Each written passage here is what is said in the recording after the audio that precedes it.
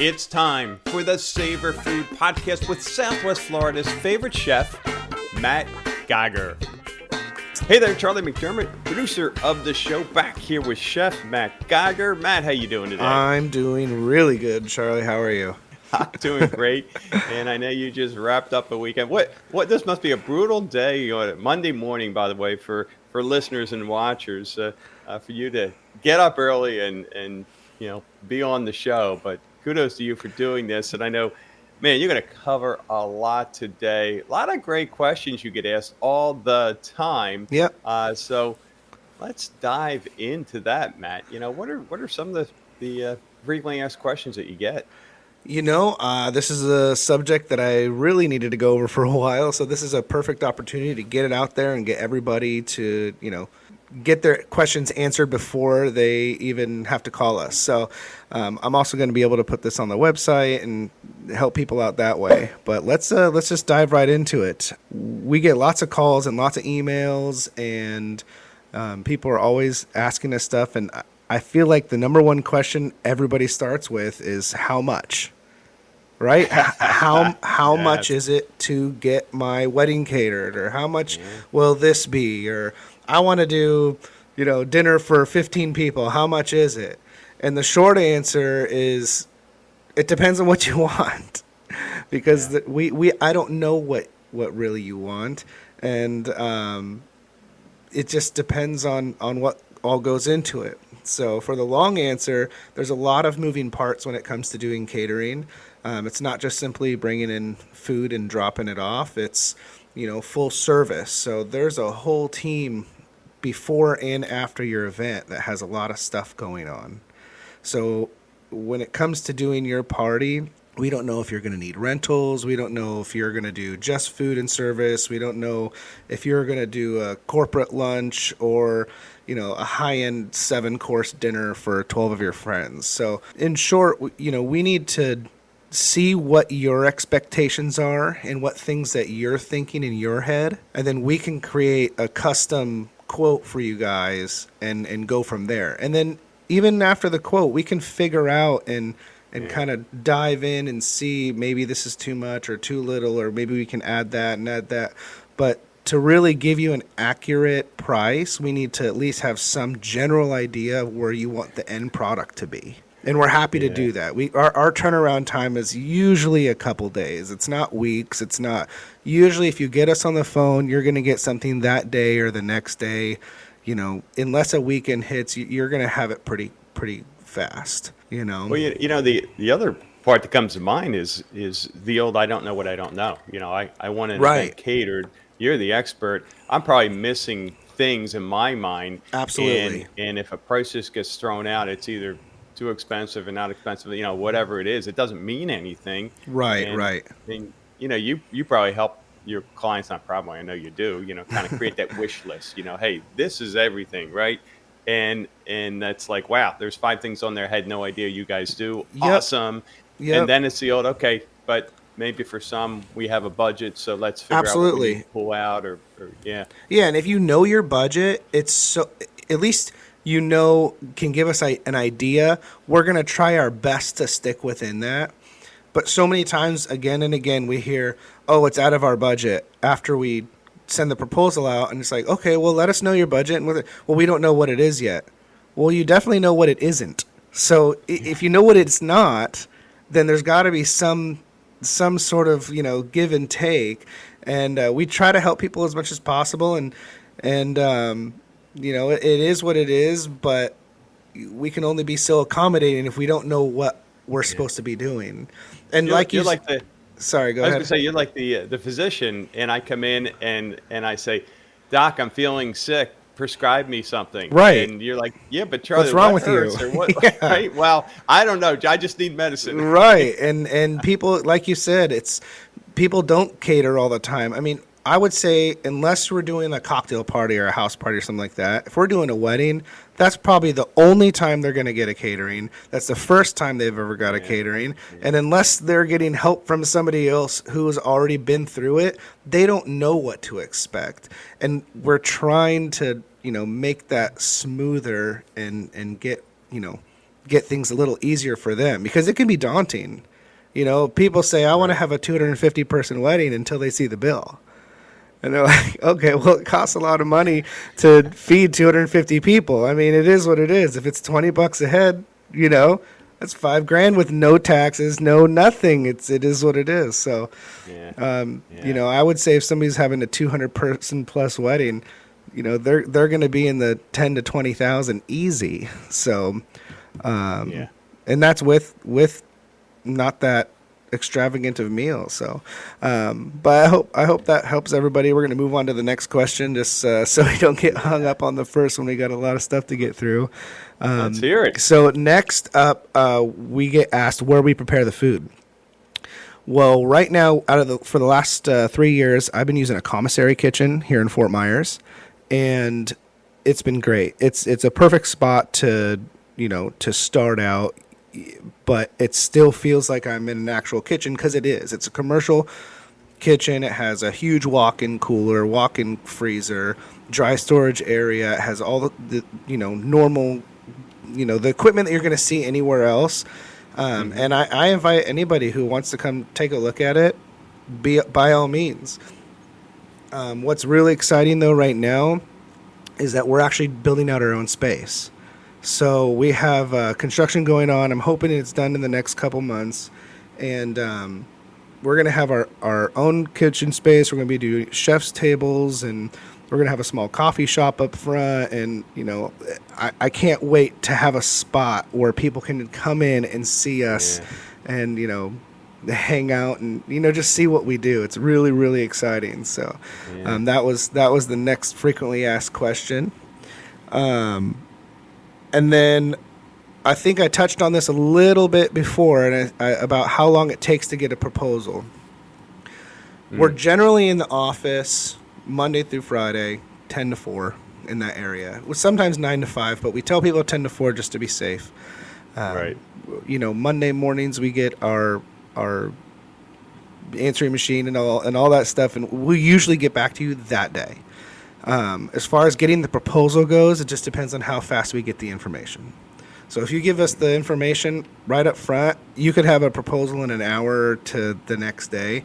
It never generally takes more than 48 hours, unless there's a lot of little things, or we have to call rental companies, or there's special needs, or that kind of thing. But in general, if you even send us an internet inquiry from the website, you're hearing from us the next day. And if not, the day after that, but I would say 90% of the time you're hearing from us the day after you send it. Yeah. We've had people call like, I just sent that in like an hour ago. It's like, yeah, well, we're in the office. So, we try to get back to people as quick as possible. So that was another frequently asked question is, how long does it take to get a proposal? And that really just depends on how much information you have about your event on hand. So, Yeah. Yeah. So the summary there is the more information you have to go on, the right, quicker. right. Yeah. And not Yeah. everybody has it. Everybody, Yeah. some people call and go, I have this event and I've never done this before. Great. Thank you for being honest. Do you have a Yeah. budget? Can we work something out, or do you want us to just create something for you?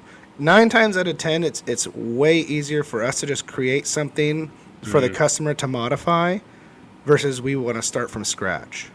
And that's why we need some general information. If you're saying, we have a funeral for 2 hours, I'm not going to break out some huge fancy dinner. Yeah. I'm not going to do Yeah. that. I'm going to do easy stuff that people can walk around with. They're not doing a sit down meal. I know these things from doing hundreds and hundreds of parties. Mm. So if you do have a question or anything, just reach out.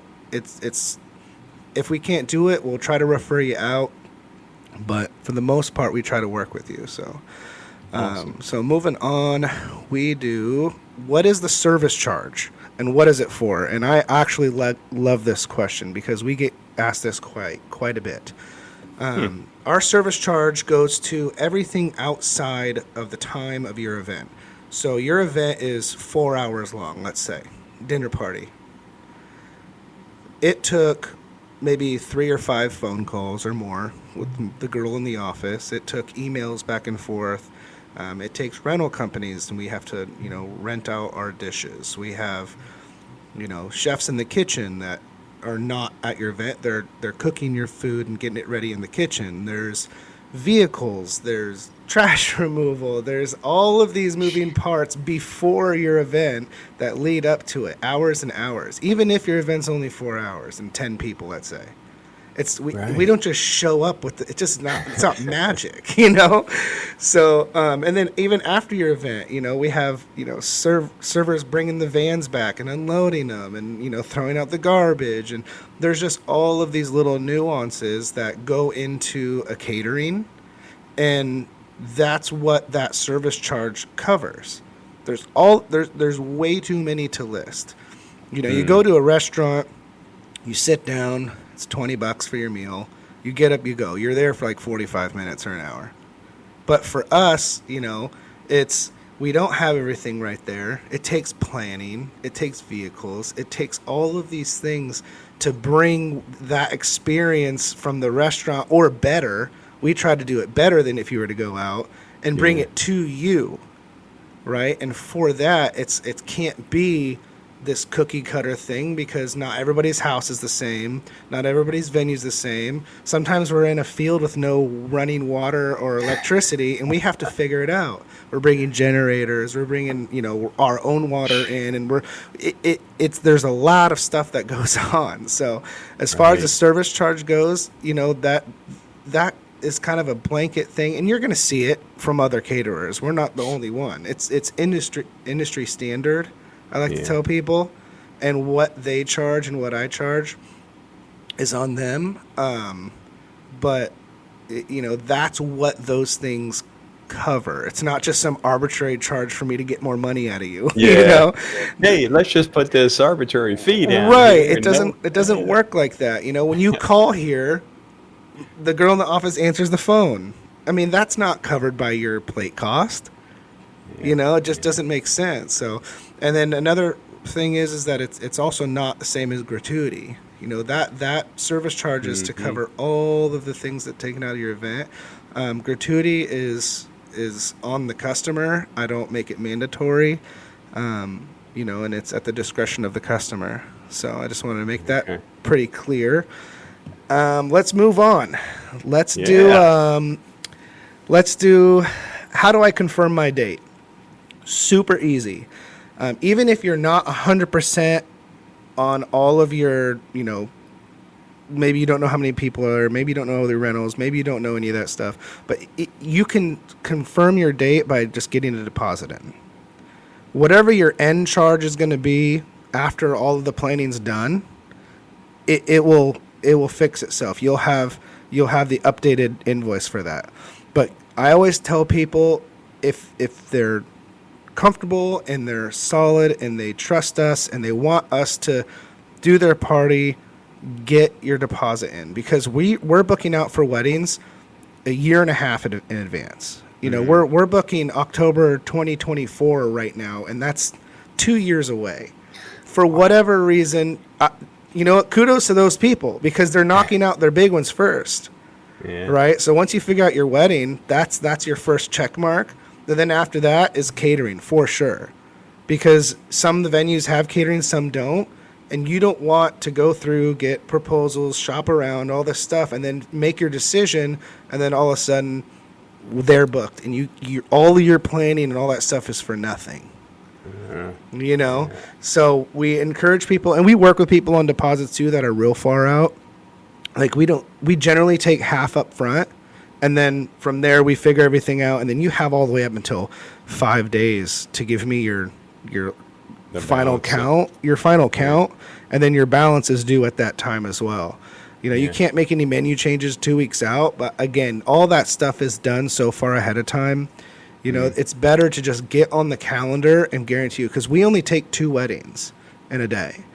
There's lots of companies out there that take a lot more, but I want our quality to stay there. I want you to see familiar faces. I want that customer experience to be as best as it can be, and you can't do that by just loading yourself up with a bunch of stuff. So we do 2 weddings a day. and it goes Saturdays books first, then Friday, then Sunday. It's in that order for every single wedding venue and everything on the planet. It's just what it is. Yeah. So I just encourage people that, if you're solid on, maybe you're not solid on the menu, or maybe you're not solid on the rentals or whatever, but if you're solid on your vendor, and not only me too, I encourage this for all of their vendors, not just the caterers. Their DJs, those people get booked up. And if you're going to see a Yeah. DJ, a lot of those companies has one or two people, and you're going to want that person. Well, if there's only one guy there that you want, that's only one day. Yeah. In wedding seasons, 7 months, 6 months. So get your deposit in. Get your deposit in, get your Yeah. date locked down so that we can take care of you. All right, so next question. We're going to say, what time do you show up to the event? In general, I say in general because, again, everything's, Yeah. every situation's different. Unique and, Yep. yeah. For a wedding, we're there an hour and a half to 2 hours before ceremony time. That's when we get on, and that's plenty of time to do whatever's set up. And we don't want to be down to the wire. We want to get everything set up, be relaxed, be not rushing around, all that stuff. We want to make sure everything's taken care of. As far as a house party goes, generally we'll be there an hour to hour and a half before they want to start. And depending on what they want to do, if they have a lot of setup, some people have a lot of setup, a lot of, like, they want these buffets and these grazing tables and stuff that takes time. Maybe I'll show up 2 hours before. But if it's a cocktail party or a plated meal or something like that for a small group, I'll be there an hour beforehand, just to make sure everything's ready and, get used to their kitchen and do my looking around to make sure I know where everything is, that kind of thing. So that's so an hour to hour and a half for a private event, and an hour and a half to 2 hours for a wedding. And if the wedding does have a lot, we'll show up 3 hours. It all depends, Mm-hmm. Mm-hmm. All Yeah, right. makes sense. So once we're on site, this is a question we get. We get quite a bit, and we shouldn't, because the chain of events should not care for it. But we always get asked, like, who's in charge, or maybe we don't get asked, but I always want to make sure that my client knows who's in charge on site. Every event that goes out the door, whether it's 5 people or 300, we have what's called a lead, right? Mm-hmm. So the lead is the person that's going to be the liaison between the customer and the rest of the staff. And I don't encourage my staff to go talk to the customer, because it creates confusion, and maybe they shouldn't be doing something, or maybe the client asks this staff person to do something, but then the lead doesn't know, and the lead's wondering why they're not doing what they're supposed to be doing. So, we always ask people to communicate directly with the lead, and then they'll pass that on to the rest of the staff, where things go, how things are going to get set up, if they have special requests, any of that stuff. Just relay that through the lead, and then that makes the whole process a lot easier. If the lead's not around, we have the chef, right? And whether that's me or my chef in the kitchen, they work hand in hand with the lead. So should you not find the lead anywhere, the chef is the next person in line that you would want to talk to. But generally not the general staff. And it's kind of hard for my office girl too, because she talks with these people. She talks with these people for sometimes months and ahead of time. Yeah. And when she goes out and she's not the lead, people always want to talk to her. And I'm always like, find a diplomatic, nice way to say, the office is where my expertise is. That's I'm coming on parties, to help out and to be a part of the team. But on site, so and so is the lead person, and everything's got to go through them, and it's a struggle sometimes. So she just kind of makes that introduction and steps away. And it happens, especially with weddings, because people, right now I have one office girl. She's talking to 99% of the people. I might fill in a little bit, but so everybody's comfortable with her. They know her name. They all this stuff. So when she gets on site, they just beeline it for her. And then sometimes she doesn't know. She's like, this isn't This isn't my thing. I don't Yeah, do yeah, this. But yeah, so I that's guess great. that's most of my questions. I have one more question that we get asked on site quite a bit, and it pains me to say no, um, but it's for good reason. So our bonus question that we get asked by clients on site is, would you like to have a cocktail to us? Uh, We get yeah. asked all the time. Weddings, private parties. We just did a party on Saturday, and that's one of the first. Can we get you a glass of wine or whatever? And I have to remind them it's not our party. It's your party. We're actually working right now. We're at our job. So we this comes up in our staff meetings too quite a bit, because sometimes it's hard to Yeah, say no, and I just simply can't open up, even if they say it's okay, and the client, we cannot open up that kind of liability yeah, to our yeah, staff. yeah, So, at the beginning when I first started catering, it was just like me and one other guy. I totally, I totally admit it. Like we would have like a beer or something, and right. I just, as we're growing, we have to start Yeah, having rules and a way that we do things. And so I just tell my staff, basically, just let people know that you don't drink. Don't say no, I can't because I'm working. Don't say no, I can't. My yeah, boss won't let me, because then that opens the door for yeah, people to say, "Oh, well, he won't know," or "Oh, it's okay, I said so," or we get badgered a lot to like join I'll the party. bet. To join, you're Right. at a party, you know, Yeah, and yeah, it's really hard to be like, no, we don't want them to feel like, no, we don't want to hang out with you, or no, we don't. But it's hard. It's a hard line to have when you're at your job, right? Even though it looks like a party to everybody else, it could be 100 people there, but we're at our yeah, job. yeah, So I just tell people to just say no, we don't drink, because then maybe they think that you quit drinking or you just don't drink or something, and try to be polite as possible. But yeah, we just can't open up that. We can't open yeah. that up to a bunch of staff people. I can't take that. Nah, I mean You know, that's and that's a really good that's a point. food and beverage thing in Mm, general. As far as restaurants and everything goes, that's you're around it all the time, and if you let it go a little bit, it gets out of hand really fast. So after 17, 18 years in the business, I just have to be like, nope, we'll save that for when we're clocked out and off the job. you yeah, know? what you do after hours is your business. Yeah, yeah. So, I mean, that pretty much covers all of our frequently asked questions. I don't know if you thought of anything while I'm talking, if there's any questions that you might have talking to a caterer. Do you have anything in mind? I yeah, you covered not only the ones I had in mind, but ones I didn't even think of. Right. I really think it's to your point. I'm kind of a last minute Larry, so I'm one of those that oh geez, I'm getting married tomorrow. I better call catering. I So know. I'm It glad you happens. got that one out there. And the behind the scenes stuff. Hmm. It's it's a business, and Right. there It's are a a lot, like you business. said, there are a lot of moving parts behind the scenes that one your clients don't have to mess with, Right, right.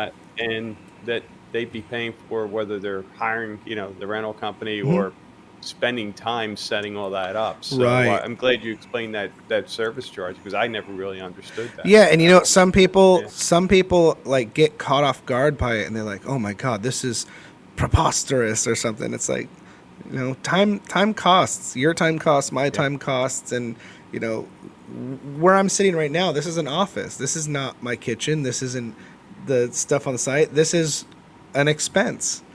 And for me to yeah, cover this, for you to be able to have somebody to call 5 days a week, for you to have somebody to respond to your emails 5 days a week, it costs, and that's out of the side. If I made a plate of spaghetti $40 or $80 for, you're not going to pay for it, because you're going to say that's outrageous, yeah. right? So Yes. this is why we have this industry standard. I'm not going to hit you with a bunch of other fees that I've seen on other invoices, environmental fees, gas surcharge, all this stuff. I'm not. Oh, I wow. just blanket it with the service charge.